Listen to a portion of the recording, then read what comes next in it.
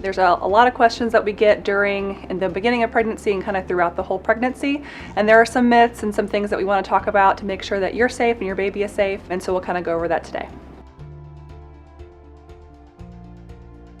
So we get a lot of questions about hair dyeing, permanents, relaxants in pregnancy, and all of those products are considered safe in pregnancy. They're very low toxicity. We don't have a lot of data in the first trimester, so trying to keep all of these that are going to be directly on the scalp in the second and third trimester. The only time we would say absolutely avoid hair dyeing directly on the scalp during your pregnancy is if there's any concern with irritation, inflammation, or an open wound on your head, because then the absorption of hair dye is a little bit higher. Generally, it is safe, so I would absolutely encourage you to get your hair dyed if you choose to.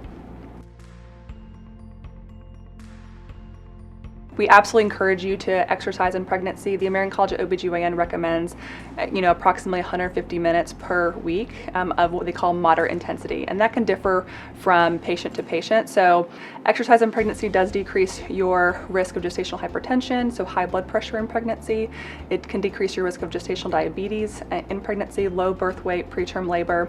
It also helps a lot of the aches and pains of pregnancy. So we have a lot of back pain, muscle aches, and doing moderate intensity exercise as you feel comfortable is encouraged for that reason as well. Making sure that you're well hydrated, wearing looser fit clothing so that you feel like you're better ventilated. There's no heart rate max when it comes to working out, just in making sure that you can have a conversation through whatever you do. Examples of good moderate intensity working out is going to be brisk walking, swimming, you can do a stationary cycling, and if you do anything that's more high intensity, just talk with your provider.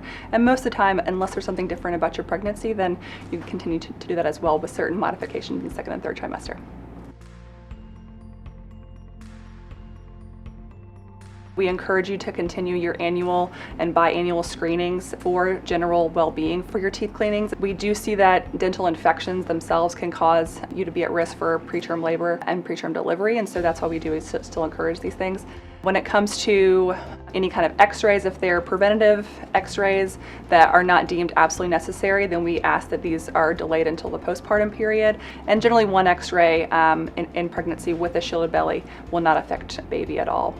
And then there are some concerns about medications that are given during any dental work, and so the local anesthesia that they use is typically lidocaine or xylocaine, and those are safe in pregnancy. When it comes to cosmetic procedures like teeth whitening and any kind of cosmetic dental work, it's generally recommended to wait until after delivery, but when it comes to emergency dental work, it's absolutely encouraged and should be addressed.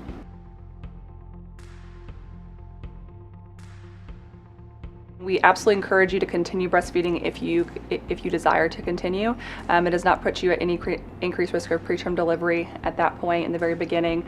Some people continue to breastfeed throughout their entire pregnancy, and that's fine to do as well. Just talk with your provider. And then when baby is born, it's typically recommended that we feed the infant first, and then the toddler can be done at the same time as tandem nursing or can be done afterwards, and we can talk with your pediatricians about that.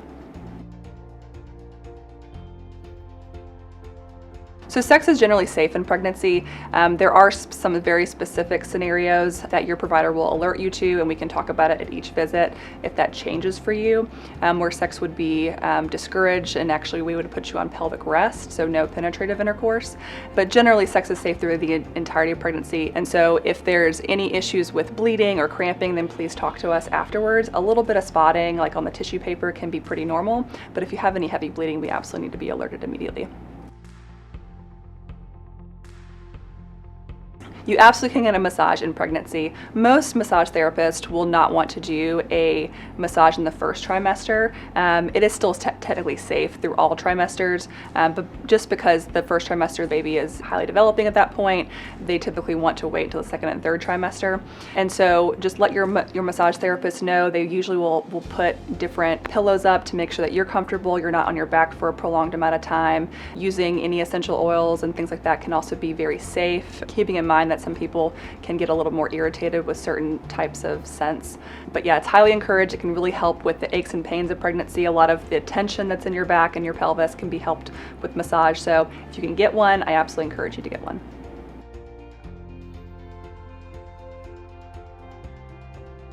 There are a lot of questions when it comes to dieting around your pregnancy and general food safety, and so these are kind of the recommendations based on the CDC guidelines. So when it comes to soft cheeses, making sure that it is made with pasteurized milk, and so usually if you look at the product label, it will say we're made with pasteurized milk, or if it says raw milk or raw cheese, then we want to stay away from that.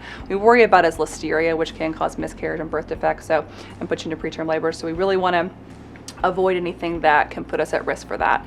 And so most of your soft cheeses that you get at the grocery store, if you pay really close attention, they will be made with pasteurized cheese. But if you go to the farmer's market or some of the restaurants that kind of make their own burrata or their own soft cheeses, although they're very good, we really want to avoid those in pregnancy because they're probably made with raw milk or raw cheese. When it comes to seafood, making sure that it's cooked really well. Typically it needs to be cooked until it's about 145 degrees at least. So staying away from ceviche, raw oysters, sushi, sashimi, things like that need to be making sure that they're cooked well. When it comes to smoked seafoods, if it's refrigerated and smoked, you need to make sure you reheat that to about 165 because there can still be some listeria on the outside. And then when it comes to shelf stable, or if it's in like a casserole and it is smoked meat, then that is considered safe by the CDC. And then when it comes to fish in general, we need to make sure we're staying away from our more high mercury fish. You can have them in very small doses, but the main fish that we want to stay away from are going to be the king mackerel, the tilefish, the swordfish, the shark, the bluefin tuna, things like that. Another question I get asked about with diet is going to be, can I eat a deli sandwich or can I have a hot dog? As long as it's steaming, that's generally considered safe. There is no current safe amount of alcohol that we consider safe in pregnancy. Some people metabolize alcohol very differently, so although anecdotally people have had a glass of wine and their baby has turned out well, each pregnancy is so different that we cannot recommend alcohol in pregnancy. And so in the first trimester, a lot of people are nauseous, they're not feeling well, they're very tired, so we don't typically want to add a ton of extra calories in that first trimester, but the second and third is when we're really going to want to increase our caloric intake by about 300 to 340 or so. As far as protein, we want about a quarter of our diet to be increase in protein intake, and so that's typically about 60 grams for the whole day. If you find that you're still a little nauseous in the second and third trimester, talk with your provider. They can talk about ways of getting an additional protein into your diet. It could be protein shakes, it could be Ensures, adding a good snack in the afternoon. But technically you're not eating for two, you're just increasing your caloric intake, which is usually a little bit extra at lunch, a little bit extra at a snack, or maybe at dinner time, whatever works best for you.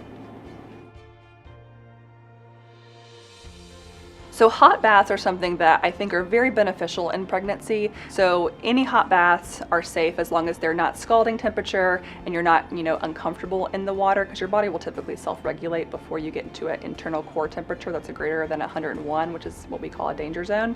The hot tub is where we are, we discourage you to do that because it can increase your core temperature pretty quickly.